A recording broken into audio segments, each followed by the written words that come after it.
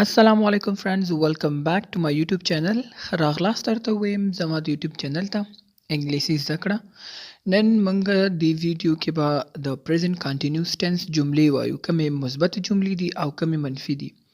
ناٹ په کوم ځای کې استعمالو از او آر او ام دا به کوم ځای کې استعمالو او سره د معنا به یې وایو نو ویډیو تر اخره وګورئ چې تر څو ښه پرې پوه شئ خاص کر بګنر والا چې هغوی ذهن کې کیني چې پریزنت کنټینیوس ټنس کې جملې څنګه جوړیږي او په کوم وخت کې دا کاریږي ټول وړاندې به دا ووایم چې پریزنت کنټینیوس ټنس دا اوس چې زه کومې خبرې کوم لګیم دا هم پریزنت کنټینیوس ټنس کې راځي چې دا ویډیو ګوري دا هم پریزنت کنټینیوس ټنس کې راځي یعنی حال جاری زمانه چې هر هغه عمل چې په همدې جریان وخت کې کیږي لکه زه اوس لګیم خبرې کوم که ته لګی درس وایې که ته ویډیو ګورې که خبرې کې خو په جاري وخت کې په همدې وخت کې دې ته پریزنت کنټینیوس ټنس ویل کیږي او دا ټنس موږ همدې زمانې دپاره کارو چې په جاري وخت کې موږ لګیو خبرې کوو کار کوو ډوډۍ خورو چې هر شی موږ کوو دا پریزنت کنټینیوس ټنس کې راځي صحیح ده موږ دا عمل چې کوم کوو دا پریزنت کنټینیوس ټنس کې راځي ټول وړاندې به جملې ووایو چې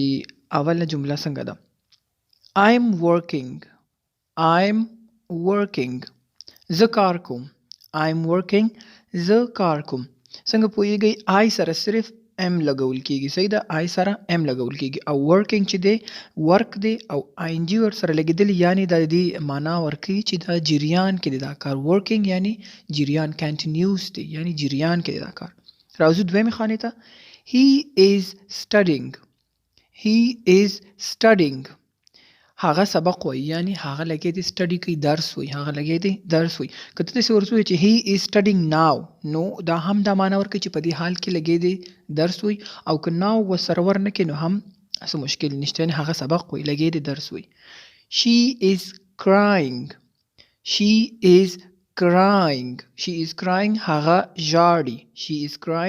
هغه ژاړي دلته he او she سره دواړو سره موږ is ولګولو صحیح ده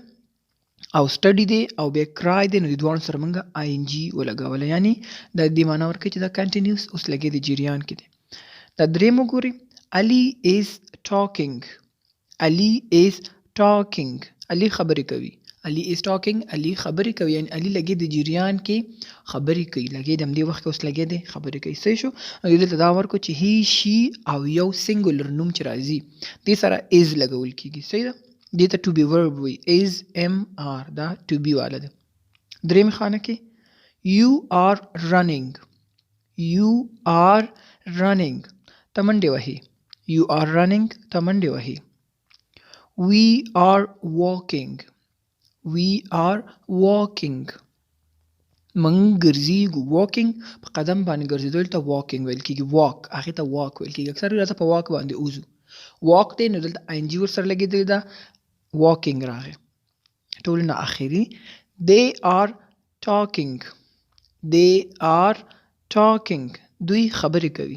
are talking دوی خبرې کوي یا هغوی خبرې کوي صحیح شو دلته وګوره دې سره یو سره هم آرو لګېدو وي سره هم او دې سره هم آرو لګېدو یعنی چې د یو نه سینګولر نه زیات شي نو هغې سره موږ آر لګو لکه یو چې دی اوس چې تاسو یعنی یو ته هم راځي او دوو ته هم راځي یو ته او یو تاسو دواړو ته ویل کېږي وي زما په شمول ما سره چې بل کس وي موږ ویلی شو وي آر نو دا هم د دوو شو یعنی یو نه زیات شو او دې آر دې سره یعنی هغوی یا دوی دې سره هم آرو لګېدو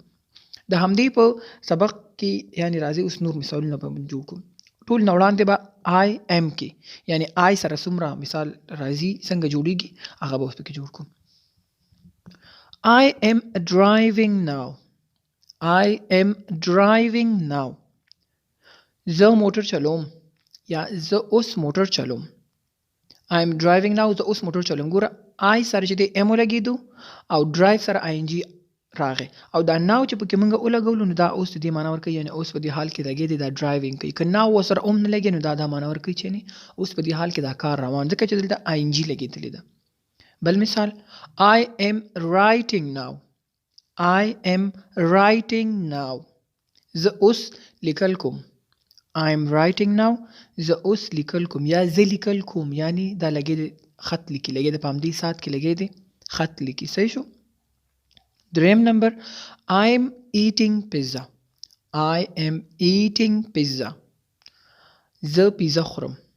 زه پیزا خورم یعنی هغه اوس لګې دی خوراک کوي ایټینګ وی خوراک ته ایټ وی خوړلو ته ایټینګ لګې دی نه خوراک کوي په دې سات کې ان جی سره لګېدلې ده آی ایم ایټینګ زه پیزا خورم آی ایم ایټینګ پیزا زه پیزا خورم نو دلته دا ظاهره کړه چې آی سره ام لګېږي او دلته ورب چې کوم دی ډرایو دی رایټ دی او ایټ دی سره موږ آی ان جی ولګولو نو دا دې معنا ورکوي چې دا کار په دې جریان کې روان دی صحیح شو دا و د آی ایم سره اوس راځو د از سره she is cooking she is cooking هغه پخلی کوي she چې دی د فیمیل یعنی د ښځې دپاره she ویل کېږي صحیح شو موږ چې کله هغې ته وایو چې هغه نو هغه پخلی کوي هغه پخلی کوي she is cooking هغه پخلی کوي دلته she سره is ولګېدو اوس که دا she نوم ته تبدیل کړي نو هم هماغه is ورسره لګول کېږي سارا is cleaning room سارا is cleaning room سارا کوټه پاکوي یعنی سارا اتاق پاکوي یا روم پاکوي صحیح شو نو دلته هم شي سره دغه ولګېدو آی ان جي یعنی په حال جاری کې دی دا اوس لګېدي په دې وخت کې دوی دا کار کوي لګېدي هغه یو پخلی کوي بل چې دی کوټه پاکوي لګېدي اوس هی سره he is drinking water he is drinking water هغه اوبه څښي ډرینکینګ وی څښلو ته موږ اوس لګیم اوبه څښم په همدې حال جاري کې لګیم زه څښم نو موږ دا جمله ورته استعمال کړه he is drinking water هغه اوبه څښي اوس که نوم سره کې دا هی چې دی دا الګ دپاره کارول کېږي هغه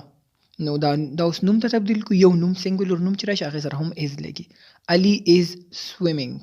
علي is swimming علي لامبو وهي علي is swimming هغه لګېدی یعنی لامبو وهي نو دلته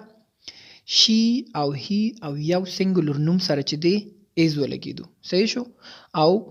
ورب سره چې دی آی ان جي ولګېدل آی ان جي چې کله ولګېږي نو ته پوه شې چې دا حال جاري کې دی یعنی is ولګېږي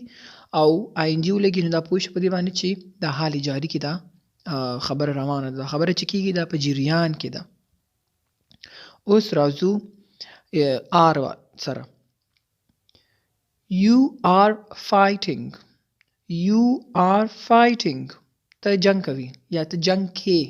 یعنی ته لګې جنگ کې یو آر یو کس ته ویل کېږي یو آر فایټینګ ته یو کس ته هم اشاره کولی شي ته جنگ کې او چې دوه کسان جنگ کوي لګې نو ته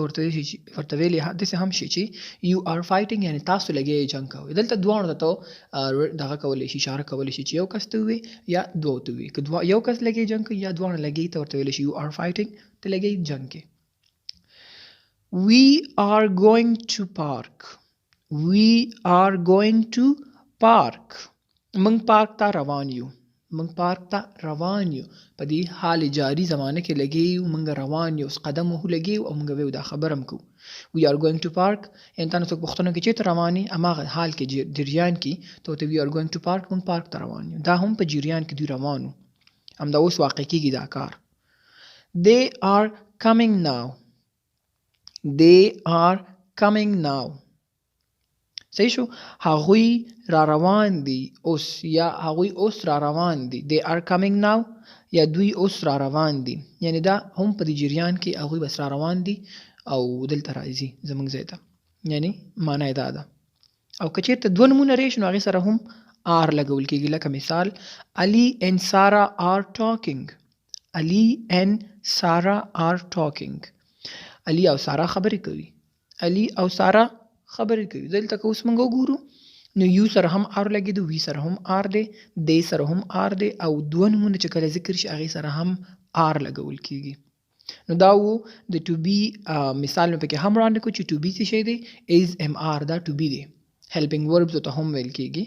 او آی ان جي ان present continuous tense کې موږ هغه جملې هم ظاهره کړه رڼا پې واچوله چې کله په جریان کې یو عمل واقع کېږي یو کار کېږي نو آی ان جي ورسره لازمي ده چې ولګېږي او ټو بي فرست فارم آف ټو بي یعنی د ټو بي لومړی حالت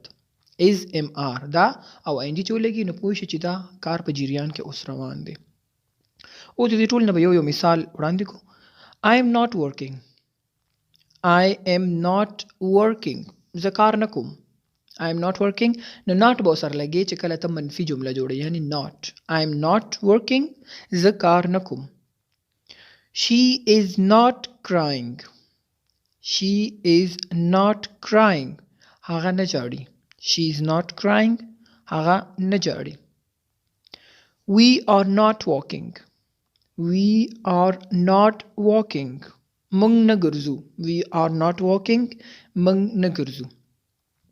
نو دا و د نن ورځې درس یو لنډ رڼا به ته بیا واچوم هر هغه عمل چې په جریان کې یعنی همدا اوس واقع کیږي چې هر هغه کار ته کې که ګرځېږي که خوراک کې که خبرې کې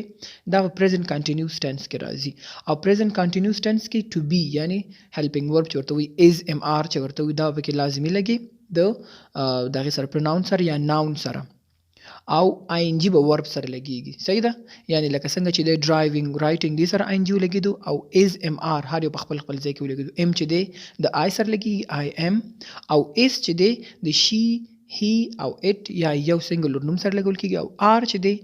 we you they او دوه نومونو سره r لګول کیږي نو دا د نن ورځې درس او لنډه خلاصه او امید کوم چې تاسو په دې باندې لږ ډېر پوه شوئ که تاسو پرې نه پوه شوئ د ویډیو دویم ځل وګورئ یا نور سرچ ورپسې یوټیوب کې وکړئ تر څو تاسو present continuous tense باندې ښه پوه شئ ځکه دا ډېر زیات لازمي دی د خبرو کولو دپاره نو مننه دوستانو د ویډیو کتلو نه او تر بلې ویډیو الله پامان